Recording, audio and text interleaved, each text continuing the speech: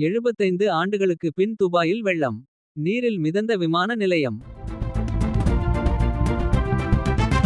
75 ஆண்டுகளுக்கு பின் ஐக்கிய அரபு அமீரகம் முழுவதும் நேற்று பெய்த கனமழையால் பல்வேறு இடங்களில் வெள்ளப்பெருக்கு ஏற்பட்டது. இதனால் சாலைகளில் நீர் தேங்கியது. பல இடங்களில் வாகன போக்குவரத்தும் முடங்கியது. கனமழை மற்றும் வெள்ளம் எதிரொலியாக விமான போக்குவரத்து பாதிக்கப்பட்டது. துபாயில் சர்வதேச பயணிகள் அதிகம் வரக்கூடிய உலகில் பரபரப்புடன் இயங்கக்கூடிய துபாய் சர்வதேச விமான நிலையத்தில் வெள்ள நீர் பெரும் பாதிப்பை ஏற்படுத்தியது. இதனைத் தொடர்ந்து விமான நிலையத்திற்கு வந்த பல விமானங்கள் வேறு பகுதிகளுக்கு திருப்பிவிடப்பட்டன. மாலையில் 100 விமானங்கள் வரை வந்து சேரக்கூடிய நிலையில் நேற்று பல விமானங்களின் வருகை பாதிக்கப்பட்டது. எண்ணற்ற விமானங்கள் காலதாமதத்துடனும் ரத்து செய்யப்பட்டன. விமான ஓடுபாதையில் வெள்ளம் புகுந்ததில் விமானங்கள் மற்றும் கார்கள் நீரில் பாதியளவு மூழ்கின. விமானங்கள் நிறுத்தும் பகுதியில் வெள்ள நீர் புகுந்தது.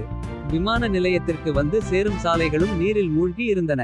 இதேபோன்று துபாயில் உள்ள துபாய் மால், அமீரக மால் உள்ளிட்ட வணிக வளாகங்கள் மற்றும் பிற முக்கிய கட்டிடங்களில் வெள்ளம் சூழ்ந்து காணப்பட்டது.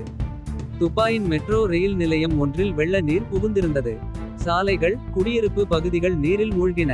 பல்வேறு வீடுகளின் மேற்கூரைகள், கதவுகள் மற்றும் ஜன்னல்கள் வழியே நீர் உள்ளே புகுந்தது.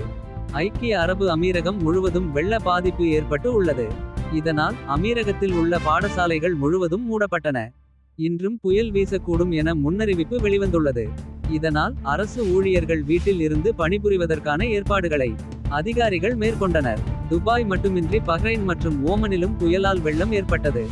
ஓமன் நாட்டில் கனமழை மற்றும் பெருவெள்ளத்திற்கு 18 பேர் பலியாகி உள்ளனர்.